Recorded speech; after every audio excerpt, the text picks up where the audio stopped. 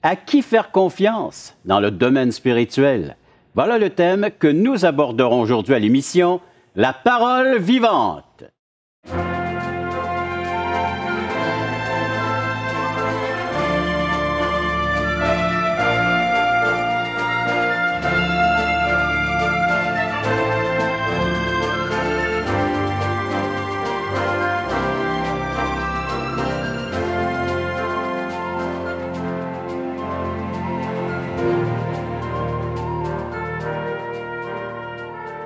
Mesdames, Messieurs, bonjour, bienvenue à l'émission La Parole Vivante.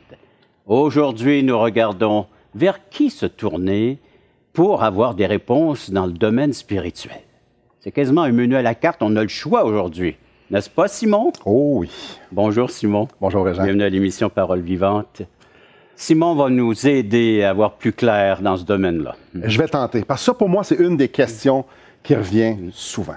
Les gens veulent avoir des réponses, ils prennent le bottin téléphonique pour ceux qui utilisent encore ça. Oui. Ils disent, bon, mais moi, je vais aller dans l'église. Donc, ils vont voir méthodistes, luthériens, anglicans, baptistes, pentecôtistes, ménonites, frères chrétiens, catholiques, adventistes, mormons, témoins de Jéhovah, église de la Bible, église chrétienne, église évangélique, nazaréen, église de Dieu. Tu vas pas toutes les nommer? Et des centaines, et encore, et encore. Les gens vont dire, bon, mais je veux des réponses au niveau de la spiritualité. Tu as les juifs, tu as les musulmans, tu as les bouddhistes, tu as les hindous. On n'a qu'une demi-heure. Oui, OK, je vais commencer. Où est-ce qu'on va? Oui. Vers qui? À qui on fait confiance dans tout ça? Si moi, je veux me faire enseigner sur Dieu, le choix est vaste et je ne sais pas trop où aller. Un des plus gros problèmes, c'est que la plupart d'entre eux disent, viens chez nous, tu vas trouver la vérité. Nous avons la vérité. Encore d'autres, ils vont dire, si tu vas ailleurs, tu ne pourras pas être sauvé, tu ne pourras pas être un élu, tu ne pourras pas être un ci ou un ça. C'est juste chez nous que tu vas le trouver. Nous avons l'exclusivité. Du royaume de Dieu. Certains vont dire, il n'y a pas nulle part à aller. Il y a juste moi qui peux te dire comment tu devrais penser. Où chacun a sa propre façon de voir les choses. Pourquoi tant de religion? À qui faire confiance? Y a-t-il un peu de vérité dans chaque? Je rencontre plusieurs personnes. Moi, je regarde tout ça, puis je prends comme au buffet, ce qui me plaît. Je me fais une belle assiette, et voilà, je fais tout ça. Certains vont dire, ben, dans le fond, c'est tout du pareil au même. Tant de questions ce matin, aujourd'hui, ce soir. En tout temps. En tout temps, qu'on va essayer de répondre. Comment je fais, moi, pour connaître le Créateur en 2015 au Québec ou n'importe où dans le monde? La première question qu'on va répondre, on va essayer de répondre, c'est à qui faire confiance? Et j'aimerais ça qu'on puisse prendre la Bible, dans Jérémie, dans l'Ancien Testament. On a des paroles qu'on va commencer raide ce matin. Jérémie, chapitre 17, j'aimerais que tu puisses nous lire ça, Régent, au verset 9. Jérémie 17, verset 9. Le cœur est tortueux par-dessus tout et il est méchant. Qui peut le connaître? Le cœur de l'homme est méchant. En commençant, je vais dire quelque chose de raide, c'est pas populaire aujourd'hui. La Bible nous enseigne que nous sommes fondamentalement mauvais. Le cœur de l'homme est pécheur, donc il est mauvais. Ça, c'est le diagnostic du grand médecin de l'âme. Voilà. Dans Romains chapitre 3, versets 10, 11 et 12, je vais vous le lire. Il n'y a point de juste, pas même un seul. Nul n'est intelligent, nul ne cherche Dieu. Tous sont égarés, tous sont pervertis. Il n'y en a aucun qui fasse le bien, pas même un seul, aux yeux de Dieu. Ça nous donne l'idée de la grandeur du problème. Il n'y en a pas vraiment beaucoup de bons, des meilleurs et tout ça. Et je t'écoute et tu me rappelles le texte de Jésus, il dit des aveugles qui conduisent des aveugles. Voilà.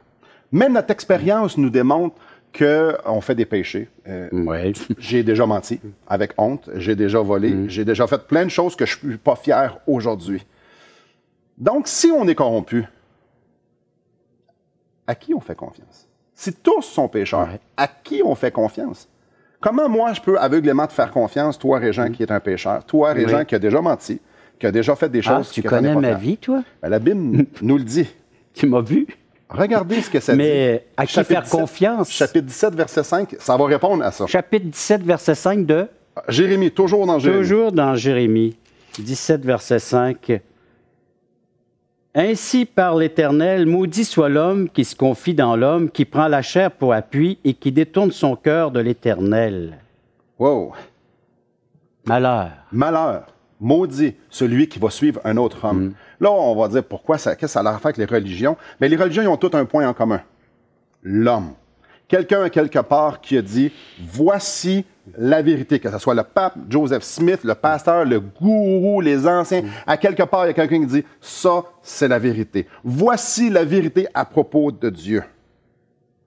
Si on réfléchit un instant, on va réaliser que c'est dangereux, les religions. C'est très dangereux. Parce que l'enjeu est l'éternité. Voilà. En plus. Et les hommes, les femmes, sont corrompus. Et quand moi, l'homme corrompu, dit « j'ai la vérité », ça crée... j'ai un certain malaise avec ça. Quand je dis « il y a juste moi, Simon Ouellet, qui a l'exclusivité de la vérité », Hitler disait la même chose. Et il y avait des milliers, voire millions d'Allemands qui ont dit « ah, Hitler a la vérité ». Aujourd'hui, on peut-tu être certain de dire « il l'avait pas pantoute l'affaire ». Non, pas du tout. Peu importe c'est quoi la religion, c'est un homme qui dirige. Et la Bible, nos expériences, nous démontrent qu'on ne devrait jamais faire confiance aveugle à un homme parce qu'on ne sait jamais ce qui arrive en arrière, on ne sait pas tout, il y a des gros problèmes. Et il y a une autre chose que j'aimerais apporter. Il y a des gens qui disent, moi, je fais ma propre opinion. Et dans Proverbe 28, au verset 26, ça nous dit, « Celui qui a confiance dans son propre cœur est un insensé. » Donc, si moi, je décide de glaner ici et là... Et puis de me forger, de me fabriquer ma propre philosophie de vie. C'est pas mieux. Hitler, lui-même, pensait qu'il avait raison. Et encore une fois, on sait qu'il avait tort. Quand moi, la Bible me dit que quand moi, je m'appuie sur moi pour glaner ici et là, c'est pas fiable du tout. Pourquoi? Mon cœur est tortué, mon cœur est corrompu. Je n'ai pas cette capacité-là. Imaginez l'orgueil que ça prend pour dire, moi, j'ai la vérité. Qu'est-ce qu'on connaît de l'univers? On ne peut même pas voir le bout de l'univers. On ne peut même pas connaître toutes les étoiles. On peut même pas... Puis comment moi je fais pour savoir, comprendre parfaitement le Dieu qui est au-delà de tout ça? Ça prend beaucoup d'orgueil de dire, moi, je comprends. On n'est même pas capable de comprendre à 100% l'ADN de l'être humain. Et nous, on peut définir Dieu. Alors, vers qui se tourner, à qui se confier? Voilà. C'est après la pause, on regardera cette profondeur de cette vérité, à qui faire confiance dans le domaine spirituel. Je vous invite à nous écrire, à nous appeler. Après la pause, on vous revient donc avec d'autres détails concernant le sujet de la spiritualité, dis-je, et à qui faire confiance. Dieu a choisi que la parole de Dieu, la Bible, était le moyen pour que les hommes puissent apprendre à le connaître. Savoir qui ils sont, savoir comment agir, qu'est-ce qui était bon, qu'est-ce qui était mauvais.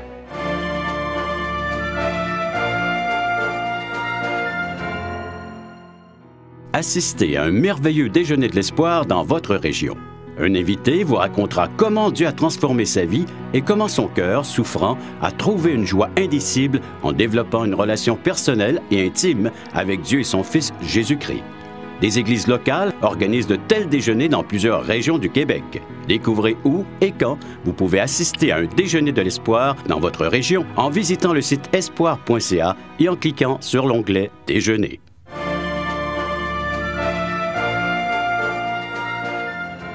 Nous regardons ensemble à qui faire confiance dans le domaine spirituel. Qui possède la vérité? Voilà. C'est la grande question. C'est la grande question. Plusieurs cherchent, plusieurs veulent avoir des réponses à leurs questions.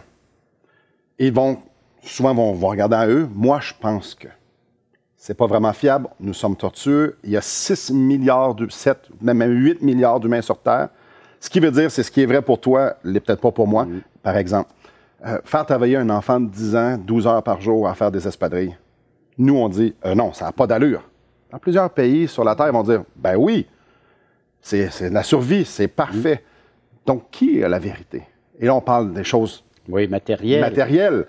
Qui a la vérité? Qui possède la vérité? C'est dur. C'est dur de pouvoir sur la vie, la mort, après la mort. Voilà. Qu'est-ce qui est bon puis qu'est-ce qui n'est pas bon? Et la moralité, tout. Il y a une chose qui est certaine, c'est qu'il y a juste une vérité. Par exemple, le début de l'univers, certains vont dire c'est la création. Certains vont dire non, on vient par un accident, c'est un Big Bang. Oui. La vérité, c'est qu'il y en a juste une. Il n'y en a pas deux. Ça ne peut pas être deux possibilités. C'est une seule vérité. Il ne peut pas y avoir deux origines. Il ne peut pas avoir deux origines. Et l'homme, par rapport à toute chose, on ne connaît pas assez de choses pour pouvoir dire « j'ai la vérité » parce qu'on est très limité. Donc, comment s'y retrouver si je ne peux pas me faire confiance puis je ne peux pas faire confiance aveuglément aux autres? Jésus a dit dans Jean 17, 17, « Sanctifie-les par ta vérité », en parlant à son Père. Ta parole est la vérité. Jésus a dit, la parole de Dieu, la Bible, c'est ça la vérité. Le Fils de Dieu, celui qui est venu sur la terre pour venir nous sauver, lui, il a dit, ça, c'est la Bible. J'aimerais que tu puisses nous lire dans le psaume 19 au verset 8 et 9 ce que ça dit, ce que la Bible atteste d'elle-même. La loi de l'Éternel est parfaite, elle restaure l'âme. Le témoignage de l'Éternel est véritable, il rend sage l'ignorant. Les ordonnances de l'Éternel sont droites, elles réjouissent le cœur. Les commandements de l'Éternel sont purs, ils éclairent les yeux. Donc, la Bible, les commandements de l'Éternel, la loi, l'Évangile, éclairent les yeux, rendent sage l'ignorant. La vérité, c'est la parole. Où est-ce qu'on peut trouver la vérité? Dans la parole de Dieu. Dans 2 Timothée, chapitre 3, verset 16, on lit toute Écriture. Toute la Bible est inspirée de Dieu. Dieu a poussé, a soufflé son message dans les hommes et les hommes ont pu l'écrire. C'est la parole de Dieu. Elle est utile pour enseigner, pour convaincre, pour corriger et pour instruire dans la justice. Dieu a choisi que la parole de Dieu, la Bible, était le moyen pour que les hommes puissent apprendre à le connaître, savoir qui ils sont, savoir comment agir, qu'est-ce qui était bon, qu'est-ce qui était mauvais. Le seul endroit pour trouver la vérité concernant Dieu, c'est ce qu'on a entre les mains. La parole de Dieu. Donc, ce Dieu inaccessible, inatteignable, à cause de notre nature pécheresse qu'on a vu par le passé, se révèle à nous, se fait connaître par l'écrit qui met à la portée de tous et chacun. Exactement. Dans Matthieu 4,4, Jésus dit quelque chose de vraiment intéressant. L'homme ne vivra pas de pain seulement, mais de toute parole qui sort de la bouche de Dieu. Donc, tu as besoin de manger, j'ai besoin de manger, c'est essentiel. La nourriture me donne l'énergie, me donne les vitamines, me donne tout ce que j'ai besoin pour pouvoir fonctionner. Jésus prend cette illustration-là pour dire la Bible va faire la même chose. Va consoler ton âme, va la guider vers Dieu, va t'enseigner qui est Dieu, va t'enseigner comment l'adorer, va t'enseigner, va t'encourager. La Bible fait ça. Mais voilà pourquoi que nous avons faim et soif de connaître des choses spirituelles. Notre âme a faim, elle a soif. Absolument. Dans Philippiens 2,16, la Bible est appelée la parole de vie. C'est pas juste de l'information, c'est pas juste des histoires. Elle nous transmet la vie. J'aimerais inviter les téléspectateurs, et toi aussi, si tu veux, à venir dans 2 Pierre, chapitre 1, verset 20. Parce qu'il y a beaucoup de gens qui vont me dire, Simon, mais il y a tellement d'interprétations. Oui, la Bible est là, mais il y a tellement... Comment? Et les gens vont dire, oui, mais ça, c'est des hommes qui l'ont écrit. Probablement que tu l'as déjà entendu. Ce verset-là ici, ces 2 versets-là vont tout éclairer ça. Verset 20 de 2 Pierre, chapitre 1. Sachez tout d'abord vous-même qu'aucune prophétie de l'Écriture ne peut être un objet d'interprétation particulière. Ce n'est pas par une volonté d'homme qu'une prophétie a jamais été apportée, mais c'est poussé par le Saint-Esprit que des hommes ont parlé de la part de Dieu. Donc, il y a 2 choses ici. Dieu a envoyé un message clair. Il a dit à des hommes, voici ce que je veux dire. Et au verset 20, ça nous dit que ce qui est écrit ne peut pas être l'objet d'une interprétation particulière. Ça ne peut pas être... non, ce qui est écrit, c'est ce que ça veut dire. Et ce qui est intéressant, c'est qu'il y a beaucoup de gens qui ont dit « Ah, lis pas la Bible, ça va te rendre fou. » Ou il y en a qui vont dire « Oui, mais ça prend un doctorat pour comprendre la Bible. C'est tellement, tellement compliqué. » Est-ce que tu comprends toute la Bible? Ça fait combien d'années que tu es dans le ministère, que tu étudies la Bible? 40 ans. Et je peux vous dire que je ne comprends pas tout ce qui est écrit dans ce livre. Donc, c'est normal de ne pas tout comprendre. Mais Jésus a dit « Laissez les petits enfants. Ne les empêchez pas de venir à moi, car le royaume des cieux est pour ceux qui leur ressemblent. » C'est également pour des enfants. Des enfants peuvent comprendre. Ça ne veut pas dire qu'on comprend tout. Ça veut dire que la grande majorité des choses, c'est accessible pour quiconque cherche Dieu dans les Écritures. J'avais un ministère dans le bas du fleuve, dans le bout de la Gaspésie, et puis il y avait une personne qui avait commencé à lire sa Bible. Et elle la fermait rapidement, comme ça. Pourquoi? J'ai dit, y a-t-il des choses que tu n'arrives pas à comprendre? Il dit, non, c'est le contraire. Et Jean, c'est tellement clair que je me vois dans ce livre. Voilà. Il voyait l'état de son cœur. Oui. La parole de Dieu est là pour révéler l'état de notre être, de notre cœur, de notre conscience même. Profitez-en. C'est la parole de Dieu. Et on va regarder après cette pause avec plus de détails ce que cette parole est en train de faire dans la vie de ceux et de celles qui s'y intéressent, qui la lisent, et que cette vérité est prête à accomplir dans votre vie, de vous libérer. Vous pouvez nous écrire, écrivez-nous et appelez-nous 1-877-LESPOIR 537-7647 et nous écrire à espoir.ca toutchrétien.com. Ça nous ferait plaisir de pouvoir vous lire à votre tour et de répondre et peut-être, pourquoi pas, de poser des questions à nos invités. Ça nous fera plaisir donc, par l'émission Parole vivante, de répondre à ces questions. Un service gratuit. Après la pause, donc, on regarde davantage où se trouve la vérité dans la Bible et comment est-ce que tout cela bien, peut fonctionner dans une vie d'une personne qui y place sa foi.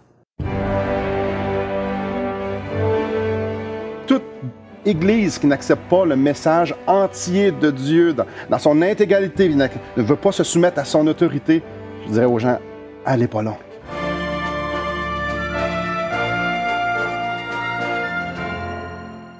Voulez-vous combler le vide dans votre âme? Avez-vous soif d'une sérénité intérieure? La souffrance de votre cœur vous lasse-t-elle? Appelez dès maintenant pour recevoir gratuitement un évangile de Jean pour connaître l'amour de Dieu, un Nouveau Testament pour trouver des réponses à plusieurs de vos questions, le livre Destination finale pour comprendre la nécessité du salut et finalement la Bible et le salut qui nous explique comment recevoir Jésus. Contactez-nous à espoir.ca ou composez 1-877-LESPOIR.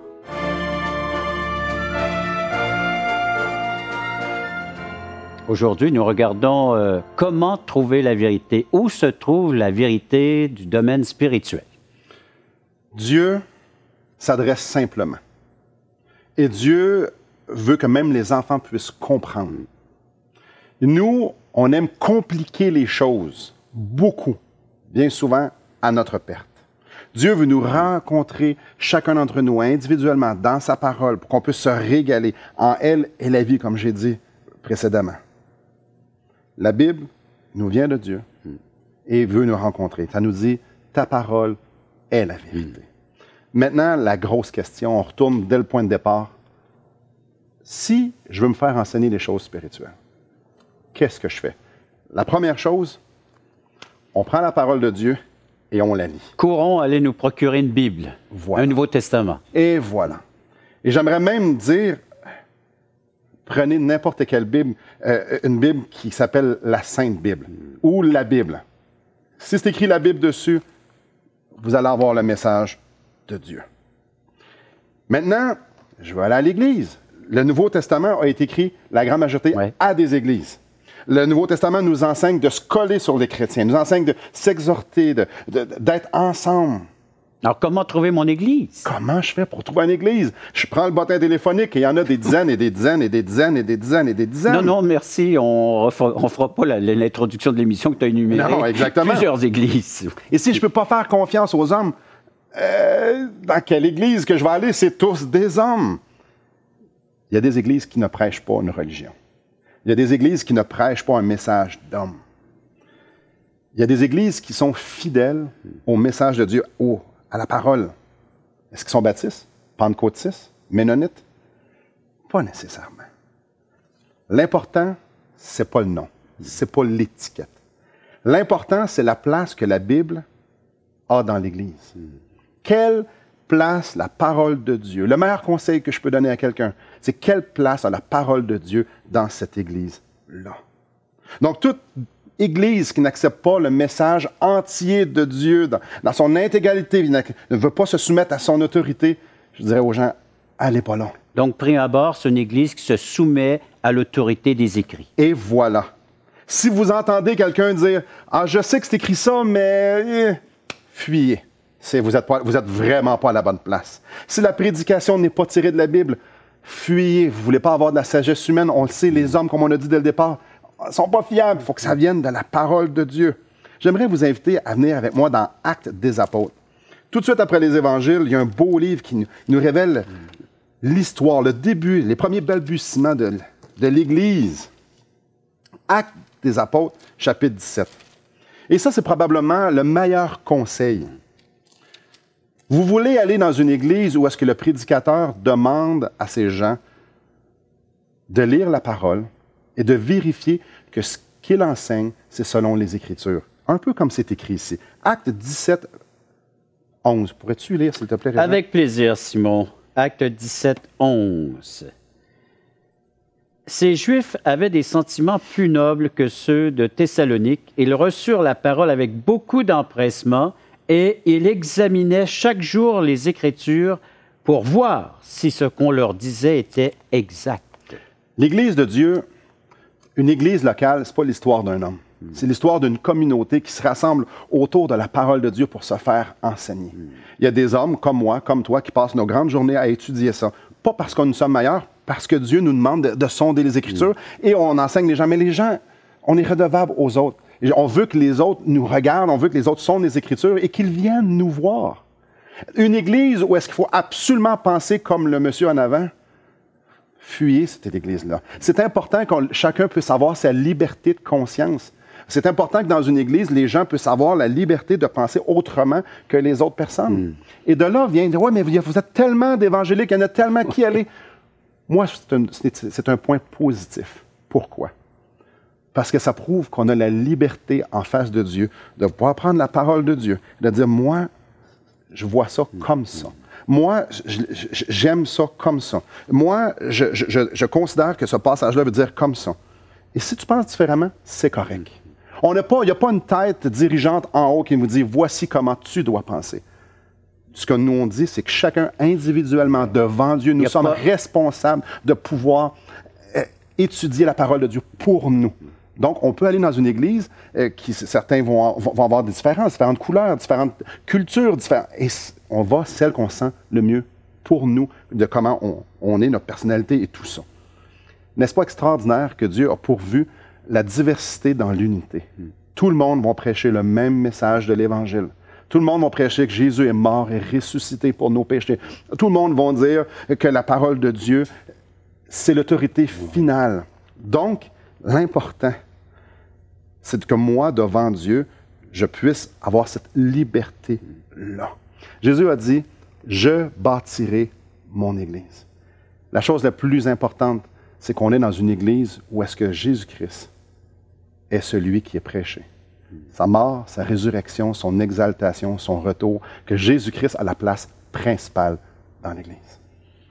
Et principalement de découvrir le véritable chef de cette Église, voilà. Celui qui est en train de la bâtir, celui qui est la tête, de connaître sa pensée, son enseignement et son œuvre, que nous regarderons avec plus de détails après la pause.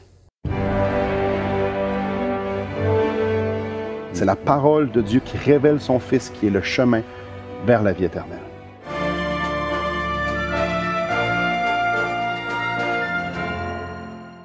Espoirpourlecoeur.org aborde des problèmes que tous peuvent rencontrer un jour. Solitude, culpabilité, manipulation, rébellion et adultère.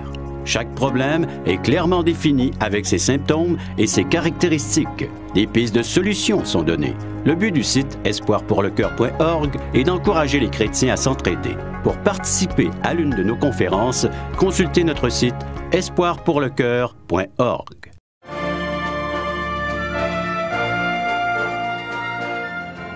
Un premier temps, on s'est posé la question à qui faire confiance dans le domaine spirituel. On est arrivé que la Bible était la vérité, la parole de Dieu qui veut nous guider, nous diriger, nous conduire à la bonne Église, l'Église qui parle de Jésus-Christ, la personne de son œuvre, qui nous partage la pensée de Dieu. Et ensuite, comme conclusion? Comme conclusion, Régent, j'aimerais revenir à la parole de Dieu. Parce que c'est vraiment là que ça se passe. Moi, avec la parole, moi qui veux rencontrer Dieu. Après, quand je veux rencontrer Dieu, je prie, Seigneur, où est-ce que tu me diriges? Je commence à visiter une église où est-ce que la parole de Dieu est le point central. Et le Seigneur va nous diriger là où est-ce qu'il veut qu'on soit. N'est-ce pas lui qui bâtit? C'est lui qui bâtit. Donc, c'est lui qui va prendre les pierres et va les emmener. Les pierres vivantes. Dans la bonne assemblée. J'aimerais ici qu'on puisse terminer avec Ésaïe, chapitre 55. Dans l'Ancien Testament, Ésaïe, chapitre 55, est-ce que tu pourrais nous lire le verset 10 et 11? 10 et 11, Ésaïe 55, il est dit, « Comme la pluie et la neige descendent des cieux et n'y retournent pas sans avoir arrosé, fécondé la terre et fait germer les plantes, sans avoir donné de la semence au semeur et du pain à celui qui mange, ainsi en est-il de ma parole qui sort de ma bouche, elle ne retourne point à moi sans effet, sans avoir exécuté ma volonté et accompli mes desseins. » La parole de Dieu travaille dans nos cœurs. La parole de Dieu travaille dans nos pensées, dans notre âme. C'est là que Dieu vient nous parler. Et c'est aussi dans la parole de Dieu que Dieu révèle son Fils, nous montre comment avoir un chemin vers lui. Dans Jean 20, 31, nous lisons, « Mais ces choses ont été écrites, ces choses, la parole de Dieu, afin que vous croyiez que Jésus est le Christ, le Fils de Dieu, et qu'en croyant, vous ayez la vie en son nom. » C'est la parole de Dieu qui révèle son Fils, qui est le chemin vers la vie éternelle. Alors, vous commencez par lire la Bible, la portion de Bible que vous avez à la maison, et puis vous pouvez nous écrire, nous faire part de ce que vous allez découvrir, même partager ces révélations de Dieu. Et cette parole de Dieu va vous conduire à Jésus-Christ, qui est la clé de l'Évangile, la compréhension de ce merveilleux message, de son œuvre à la croix. Vous allez pouvoir le rencontrer comme votre Sauveur, le Seigneur de votre existence et de votre éternité. Vous réconcilier avec Dieu, de vivre en harmonie avec Dieu. Et ce Seigneur Jésus-Christ, par vos prières et votre demande, va vous conduire vers l'Église, là où vous pourrez servir ce Sauveur merveilleux, témoigner de lui, parler de sa vie et de pouvoir vivre en communauté évangélique avec d'autres et de partager les bienfaits de la parole de Dieu, vivante, efficace, cette semence incorruptible qui portera du fruit dans votre vie. Alors voilà donc, on cherche la vérité, la parole de Dieu, on la lit, on va vers Jésus-Christ pour implorer son pardon, la réconciliation, et le Seigneur Jésus-Christ nous dirige vers cette communauté, cette Église locale. Tout commence avec la parole de Dieu. Je me rappelle de cet homme dans les cantons de l'Est, cherchait la vérité, allait partout dans toutes les dénominations pour finalement aboutir chez nous. Et je lui ai montré le verset où le Seigneur dit « Je suis la vérité ». C'est à Jésus-Christ que tu dois aller et cette vérité te rendra réellement libre, elle t'affranchira et tu pourras le servir. Merci Simon de ta participation. Merci à chacun d'entre vous d'avoir été à l'écoute de cette autre émission de La Parole vivante.